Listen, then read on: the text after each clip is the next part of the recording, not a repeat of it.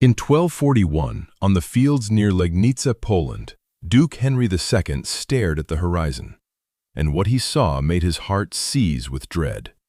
Thousands of Mongol tents stretched as far as the eye could see. Campfires blazed throughout the night, so many that counting them was impossible. A deep, guttural roar echoed across the entire valley. Scouts brought back alarming news. Their numbers were like ants, a swarm of locusts, at least 100,000, perhaps even 200,000 warriors. Duke Henry gulped hard. He commanded only 25,000 men, even including Europe's elite Teutonic knights. The odds were 1 to 4, possibly 1 to 8. Yet, he had no other option. Failure to engage would mean the fall of all Europe to these nomads from the east. And then, something unthinkable occurred. Duke Henry suffered a devastating defeat. He was beheaded, and his head was paraded through the city on a spear. Nearly 40,000 lives were lost. Europe trembled. But here's what Duke Henry never learned. His forces were not outnumbered at all. In fact, he possessed more warriors than his adversary. The Mongol army that day amounted to merely 8,000 to 20,000 individuals. So, what precisely transpired? Before revealing the truth, please comment and let me know where you're viewing this video from and what time it is for you. I'm genuinely curious about the time zones around the world watching videos on Mongol history, because the story I'm about to share will completely reshape everything you thought about the Mongol army, and it will impart a profound lesson about genuine might. Sometimes, sheer numbers aren't the decisive factor. Strategy determines victory or defeat. Let's begin by debunking an 800-year-old myth. When you envision the Mongol army, what image comes to mind? Likely, millions of horsemen, an ocean of humanity and steeds, surging across the Eurasian continent. Immense figures, 500,000, 700,000, or even 1,000,000 warriors. This is how textbooks, films, and even numerous historical texts have portrayed them. But here's the truth modern scholars have uncovered. The entire Mongol army at the time of Genghis Khan's death in 1227 comprised only about 100,000 to 130,000 actual soldiers, not millions, nor even hundreds of thousands on every battlefield. The total army of the entire empire was merely 100,000 people. Let that figure sink in. Alexander the Great led a larger army. Rome, at its zenith, commanded a vastly more numerous force. Yet, the Mongol army, with this modest number, conquered more territory than any empire in history, stretching from the Pacific to the Black Sea, from Siberia to Persia. How was this even conceivable? To grasp this, we must trace back to the origin of these inflated figures. Rashid al-Din, a 13th-century Persian historian, wrote that the Mongol army exceeded 600,000. Another historian, Juvayni, claimed their numbers reached 800,000. Medieval European chroniclers provided even more incredible statistics. Some documents cite Mongol armies in Hungary numbering 500,000. However, contemporary researchers, cross-referencing with the most reliable source, The Secret History of the Mongols, a Mongol text written immediately after Genghis Khan's death, have discovered the truth. Genghis Khan's core army initially consisted of just 23,000 cavalrymen. Yes, 23,000. This is the number with which he began his world conquest. By the time of his death, after decades of warfare and recruitment from conquered territories, the entire Mongol army only reached about 123,000 to 129,000 individuals, according to Rashid al-Din's records, a more credible source as he was an official in the Mongol court and had access to military documents. But here's the crucial understanding. This 100,000 figure represented the empire's entire military. They never concentrated all these individuals in one location. The army was divided into numerous tumens, units of 10,000 men. These tumens operated independently on various fronts, separated by thousands of miles. When the Mongols invaded Europe in 1241, their total invasion force numbered only about 8,000 to 100,000, including allied detachments of Turkic and Russian tribes. And this force was split into 3 to 4 separate armies, each advancing along its own route. In Poland, where Duke Henry confronted a supposedly immense Mongol army, there was in reality only a small detachment, a diversionary force of approximately 8,000 to 20,000. This is why reliable modern documents, such as the history of the Mongols, indicate a force of 10,000 Mongol horsemen invading Poland. So why did everyone believe their numbers were vastly greater? The Mongols were masters of psychological warfare, and one of their most potent weapons wasn't their bows or war horses. It was terror. Imagine yourself a European spy, dispatched to reconnoiter a Mongol camp at night. You ascend a hill and gaze down. You witness thousands, perhaps tens of thousands, of campfires glowing in the darkness, stretching to the horizon. Upon your return, you would report, their numbers are countless, like the stars in the heavens. We are doomed. Yet, what remained unknown to you was this: the Mongols deliberately kindled more campfires than necessary. Each small contingent was instructed to ignite several fires, creating the illusion of a vast military force. This calculated strategy is well documented in historical accounts. And that wasn't all. The Mongols also employed decoys. They affixed armor and weapons to dummies, placed them on reserve horses, and let these horses gallop alongside their troops. From a distance, an adversary would perceive an army 2 or 3 times its actual size. However, the grandest deception didn't stem from these ploys. It emerged from the Mongols' fighting method. Imagine yourself as a European knight. You are accustomed to European warfare tactics. 2 armies align opposite each other, then engage in a decisive clash. The stronger side, the one with more soldiers, prevails. But the Mongols disregarded these conventions. The moment you arrange your formations for an assault, you glimpse a Mongol cavalry unit appearing on your right flank. They unleash a volley of arrows and vanish. Before you can react, another group materializes from the left, fires more arrows, and retreats. Then from behind, then from the front again. You pivot right, left, turn around. They seem to be everywhere. You begin to think, we are encircled. They must have an enormous multitude to attack from all directions simultaneously. But in truth, it was merely the identical cavalry group, moving with astonishing speed, assailing from various points. Each Mongol cavalryman typically possessed 3 to 4 horses. When one horse grew weary, they would swap it for another. This enabled them to cover between 100 to 150 kilometers daily, a pace unachievable by any European army.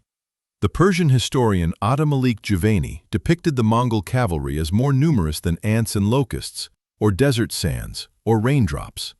But this wasn't an exact count. It was the impression they created. There's even an intriguing note from Plano Carpini, a European monk who visited the Mongol Empire. He wrote that Mongol flanking maneuvers often led opponents to believe they were far more numerous than they genuinely were. And here lies the paradox. King Hedam I of Armenia, who witnessed Mongol battles, wrote the opposite. He asserted that due to the Mongols' dense and disciplined formations, their actual numbers were frequently underestimated, not overestimated. These 2 conflicting observations reveal much. No one precisely knew the true number of Mongols. And that was precisely what the Mongols aimed for. Uncertainty breeds fear, fear breeds errors, and errors lead to defeat. Now for the most astonishing revelation. In most major engagements, the Mongols were actually outnumbered by their adversaries, rather than outnumbering them. Impartial researchers have meticulously examined the Mongols' key battles in Europe and concluded that in the majority of confrontations, they were significantly outnumbered. Consider 3 pivotal battles. The Battle of Liegnitz in 1241. Duke Henry II of Poland assembled a formidable army ranging from 25,000 to 30,000 warriors. This force included Teutonic Knights, Templars, and Hospitallers, the elite soldiers of Europe. They donned heavy armor, were professionally trained, and possessed high morale. Facing them was a Mongol diversionary force under the command of Khadan and Bater. The most reliable estimates put this force at a mere 8,000 to 20,000 horsemen. A contemporary document, The History of the Mongols, reports 10,000 people. The ratio, at least 3 European warriors for every Mongol cavalryman, and possibly 1 to 3. Yet the outcome was a complete rout for Europe. Nearly 40,000 killed, including over 500 Templar knights. Duke Henry was decapitated. The Battle of Mohi in 1241, just 2 days after Liegnitz, was the decisive battle in Hungary. King Bela I mustered one of the largest armies ever seen in Europe, 100,000 warriors. Indeed, Hungary was renowned at the time for having the best cavalry in Europe. Opposing them was the main Mongol army under Batu Khan and Subutai. According to reliable data, the Mongol forces numbered approximately 80,000, and only a portion of these were actually Mongols. The rest were allied troops from conquered territories. The Hungarians outnumbered them by at least 20%. They fought on their home soil. They had the advantage of terrain and supply lines, but the result was an even worse catastrophe than at Liegnitz. An estimated 60,000 Hungarians perished. The Mongols collected 9 sacks of severed ears, their custom for counting the slain. The Battle of the Kalka River in 1223 marked the first instance of Mongols fighting on European soil. An alliance of Russian principalities and Cumans assembled a large army to halt the Mongol advance. It is believed they had between 80,000 and 100,000 warriors. Subutai and Jeb, 2 Mongol military commanders, commanded just a small reconnaissance unit, estimated to be between 20,000 and 30,000 strong. They were outnumbered by at least 3 to 1. Despite this, the Mongols masterfully employed a classic military ruse. They staged a fabricated panic and simulated a retreat. The Russian army, convinced of their impending victory, pursued them relentlessly for 9 days. By the time they reached the Kalka River, they were exhausted, famished, and their formations had completely disintegrated. There, the entire Mongol army lay in wait, ready to decimate their opponents. You can observe a consistent pattern. In every major engagement, the Mongols were numerically inferior, yet they invariably triumphed. Their victories were decisive, delivering such devastating blows that all of Europe trembled. Therefore, the crucial question isn't about the size of the Mongol army, but rather how they consistently achieved victory while being outmatched. This is where the story truly becomes captivating. If numbers weren't the deciding factor, what made the Mongol army so formidable? The answer lies in the perfect synergy of 5 elements: organization, training, technology, tactics, and most critically, adaptability. Organization, the decimal system. Genghis Khan revolutionized military structure. He completely abolished the outdated tribal system and instituted an entirely new framework founded on the decimal system. The smallest unit was the arban, comprising 10 individuals. 10 arbans formed a jun of 100 men. 10 juns constituted a mengan of 1,000 men. Finally, 10 mengans formed a tumen, consisting of 10,000 individuals. It seems straightforward, and therein lies its power. This system was remarkably flexible. A tumen could operate autonomously or coordinate with other tumens. A jun could detach for a specific mission and then seamlessly rejoin the main force without any time lost in reorganization. And here's the critical aspect. Genghis Khan dismantled tribal allegiances. He integrated individuals from diverse tribes into the same units. Their loyalty was now directed not to tribal chiefs, but to their unit, their commander, and ultimately, the Khan. Training from childhood. A Mongol child began learning horsemanship at the tender age of 3. Initially, they were securely tethered to their saddles to prevent falls. By the age of 5 or 6, they could ride proficiently. At 7 or 8, they commenced archery training. By 14, the age of military conscription, a young Mongol man possessed over a decade of riding and archery experience. They could shoot accurately at a gallop, fire backwards while retreating, and even switch horses mid-stride without stopping. Contrast this with a European knight. A knight might be exceptionally skilled in close combat, but their equestrian training typically began later, and they seldom mastered mounted archery. Furthermore, they wore heavy armor, weighing between 30 and 40 kilograms, which severely restricted their mobility. A Mongol cavalryman wore only leather or light armor, weighing around 10 kilograms. They were agile, nimble, and unencumbered. Technology, the composite bow. The primary weapon of the Mongols was not the sword or spear, it was the composite bow. This bow was constructed from 3 layers of materials: horn on the inner side, resisting compression, wood in the middle, and sinew on the outer side, resisting tension. This design provided incredible power within a compact size, making it ideal for mounted use. A Mongol bow could shoot arrows up to 200 to 250 meters. At distances of up to 150 meters, they could aim with high precision.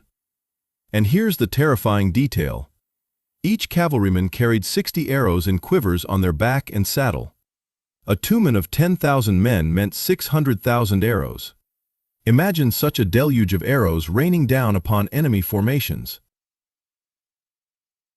Tactics, the art of feigned retreat. However, the most pivotal element was their tactics, and the Mongols' signature maneuver was the feigned retreat. This is how it worked. A group of Mongol horsemen would attack, unleash arrows at the enemy, then turn and flee. They appeared to be in a panic. The enemy army, believing they were victorious, would initiate a pursuit. The Mongols would continue to flee, but simultaneously fire arrows backwards as they retreated, an exceptionally difficult skill mastered only by the Mongols. They would draw the enemy into a chase for hours, sometimes even days, as was the case at the Kalka River. Once the enemy was exhausted, their formations broken, and far from their base, the entire Mongol army would emerge and encircle them from all sides. By this point, the enemy was too fatigued to fight effectively and too distant to retreat safely. It was a perfect trap, and Europe fell for it repeatedly. Unmatched speed. Yet, all of the above would have been meaningless without the final factor: speed. As previously mentioned, each Mongol cavalryman possessed 3 to 4 horses. This enabled them to cover between 100 to 150 kilometers per day, an unimaginable pace. In the Middle Ages, a European army could only advance 15 to 20 kilometers per day. This provided the Mongols with immense advantages. They could appear in unexpected places at unexpected times. They were able to attack, retreat, outflank, and then strike again from an entirely different direction before their adversaries could react. A striking example illustrates this capability. Following the battle at Liegnitz in Poland in 1241, a Mongol detachment needed to relay a message to the main army in Hungary, an impressive distance of 450 kilometers away. The dispatch was delivered within 36 hours. There were no telephones or telegraphs, only horses and a perfectly organized relay system. Now, you might wonder, that's an excellent historical anecdote, but what relevance does it hold for me? I'm not a 13th century Mongol cavalryman. However, this is precisely the point. The narrative of the Mongol army offers more than just a historical account. It reveals timeless principles of success that remain relevant today. The first lesson: quality trumps quantity. In our contemporary world, we often become fixated on metrics. Companies boast about their employee count. YouTube channels pride themselves on subscriber numbers. Entrepreneurs vaunt their production volumes. Yet the Mongols teach us the opposite. They didn't possess overwhelming numbers or even advanced technology. Composite bows had existed for millennia, but they mastered how to use their available resources with maximum effectiveness. A Mongol horseman underwent rigorous training from age 3 to 14, amounting to 11 uninterrupted years of preparation. This exemplifies true quality, true perfection. In your own endeavors, you might have limited resources, but can you utilize what you have in the most optimal way? The second lesson: order overcomes chaos.